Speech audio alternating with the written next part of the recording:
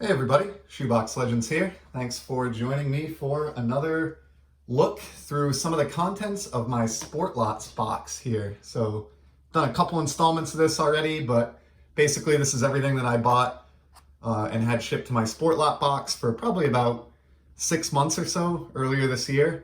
And we've taken a look at, maybe 10 or so orders out of this. I think I had over 30 orders total in the box, and I've found some pretty cool stuff so far.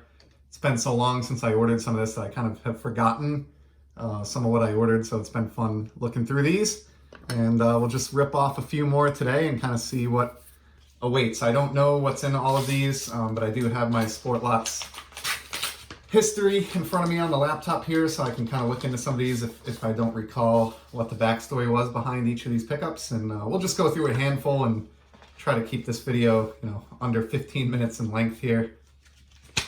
First up, it's a cool one. This is a single card, and it's one of those on-demand sets from Topps over the last couple of years. And it's a guy who, I bought this card prior to the start of this season, and it was a scheme that worked out pretty well. So here's the card. This is a Shohei Ohtani 2019 Topps On-Demand 3D, and the lighting is a little bit rough here with the card saver, but you've probably seen these before, maybe even on this channel. I think I've shown some off, but I love this 3D set that comes out every year. It's got that lenticular design like the Kellogg's sets back in the day, and this is just a really neat second year Shohei card. Just really cool. You got the rookie cup there, and I think these are just really nice looking year in and year out from Topps. So backstory behind this, I had picked up a PSA 9 slabbed version of this card a couple of years ago now, and on eBay I paid about 15 bucks for it. And at the outset, or just before the season started, there was a lot of talk about Shohei being a big deal or really taking off. Decided I might end up, if he got off to a hot start, selling that slab. And so what I did is I picked up this version here on Sportlots for $9.99. And that allowed me to wait it out a little bit. And when he got, red hot earlier this year, I sold off the PSA 9 slab for, many times what I paid for it, and put those the money or proceeds from that back into other aspects of my collection. So I kind of traded down from a PSA 9 to a raw, which I really don't care about. I just think it's a fantastic looking card, graded or not, and was able to pick up some other cards kind of essentially free by doing that maneuver. So maybe some of the other cards we're looking at today were acquired with funds that I generated from downgrading that Shohei card. Next up on the list, looks like this is going to be another, I don't know, maybe not a single. We got a pair of cards here. And I definitely remember picking these up, and I know that I've shown this exact card off on the channel before. It is a Red Sox prospect who was promoted this season. Hasn't exactly been a world beater to date, but he's on a very good Red Sox team, and he's overshadowed by a lot of other talent. And the person I am speaking about is Jaren Duran. So realized when he was called up to the club, I kind of had a moment of FOMO, panic, fear of missing out, where I realized I didn't have really any of his cards in my collection at all. So I picked up at the time 3 of these pro debut cards from 2020 with the Portland Sea Dogs out of Portland, Maine. It's pretty neat that it's a New England farm team. I like the photograph here of Duran sliding into first. Just kind of a unique angle that you don't see all that often. It's not entirely original, but it's cool enough. And so I picked up a trio of these, to put in a Z folio.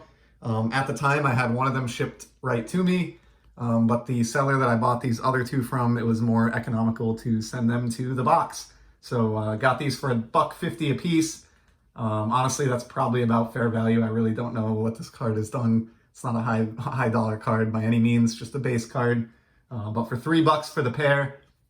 And then what was neat about this, I had some of the Sportlots loot that I've referred to in earlier episodes built up with this particular seller. So I was able to knock $1.41 off the price, and then they charged a very reasonable 60 cents shipping to the box. So total cost for me to bring these 2 home was like $2.19 or something like that. So pretty good deal. If he doesn't pan out, I mean, I can deal with a $2 investment. And if he does, those could be cool cards someday. No matter what, they'll be interesting to look at. So just a couple Red Sox pickups there. Next up, we have a single. Okay, this is one I was really excited about that I knew was in the box, and it only cost $1. So, before anybody gets too pumped up here, this is not a significant card, but I just think it is beyond cool. I've shown a few cards in the past from this Heritage American Heroes set, or Heritage American set that came out back in 2009. I think I've shown like a Mark Twain and maybe a Thomas Edison. I forget exactly who I have, but I found another Chrome subject from this release that I am just pumped about because this bleeds over into my love of music and music cards, which are sort of few and far between. So I have here a Chrome Duke Ellington. Pretty awesome. Just as it notes, this is obviously based on the 75 Topps baseball design. Love that it just says musician for his position. And you have a pretty good shot here of Mr. Ellington playing the keys. So just too cool. And it's, of course, has that chrome, chromium effect that we all love so much. These look very similar to the chrome cards in Topps Heritage, which is, no surprise. This, of course, is a Topps Heritage set. It's just not baseball themed. So wish Topps would have stuck with something like this for a few years, or maybe would reissue something like this now. I really enjoy this sort of like obscure content and just, subject matter that you don't see a million different sets of. So I really enjoy that release and really happy. That might be my favorite one out of the small grouping of those that I have. I know I've got like a Thoreau and a few others. So really cool set. They're drying up a little bit. These are numbered, these chromes, to 1776, fittingly for an American Heritage set. So they're not impossible by any means. There's, almost 2,000 of each out there, but you'd be surprised how difficult they are to track down over 10 years later here. I'll grab this one next. It's right on top and I can see what it is. This is just sent, on its own in a top loader into the box, but this is one that I'm really pumped about for my Bogarts collection.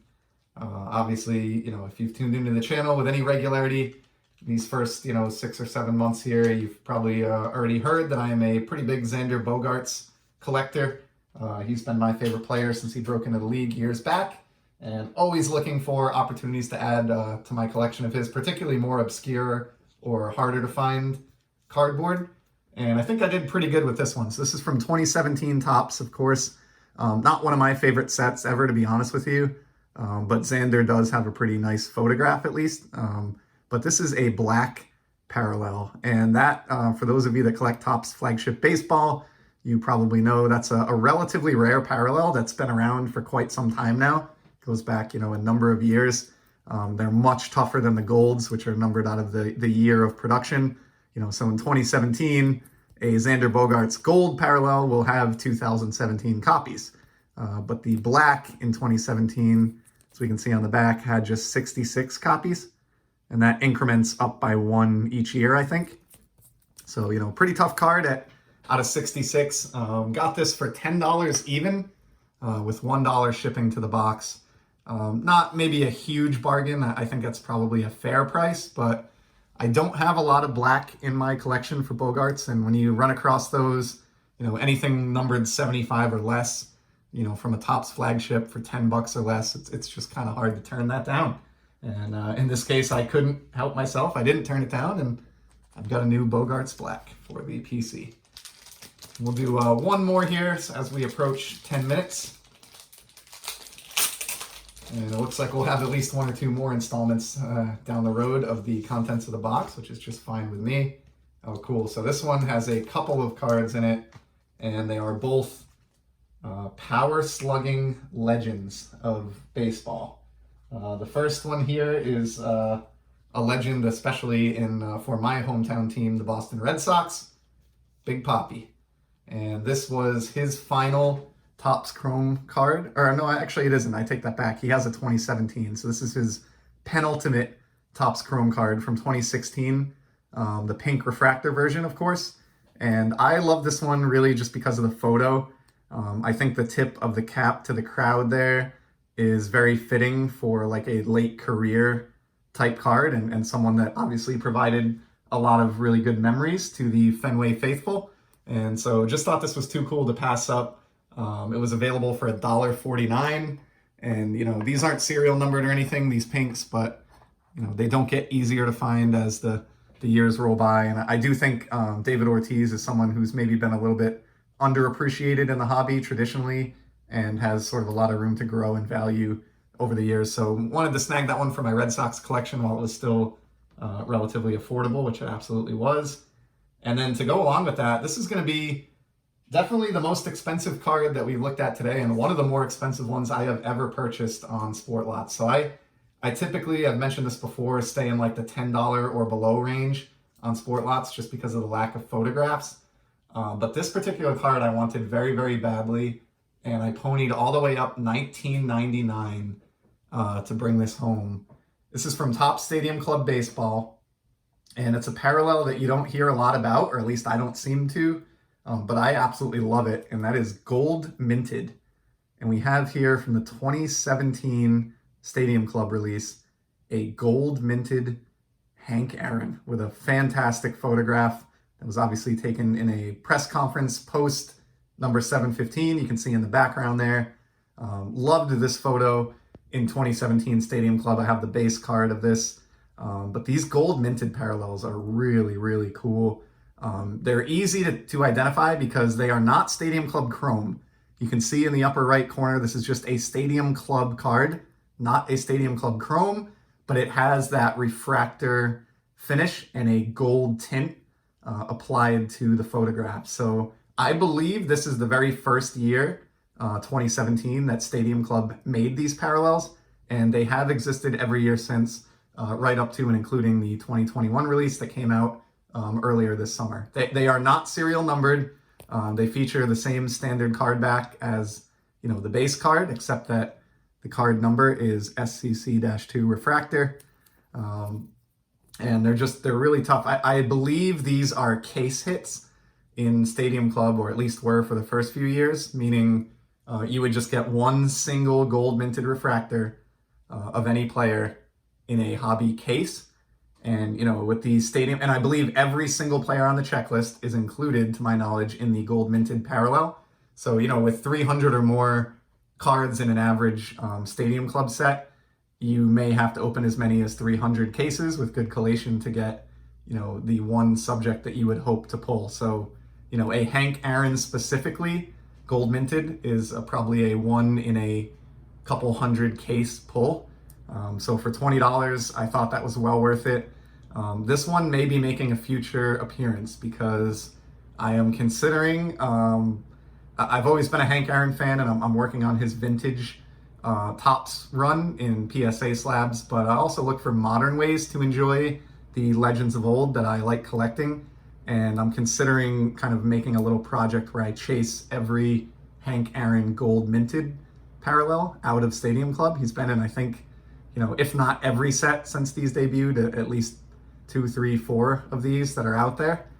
So this is the first one towards that collection. And even if I never end up with the others, it's a pretty fantastic card in and of itself, and one that you don't see every day that's a little bit rare.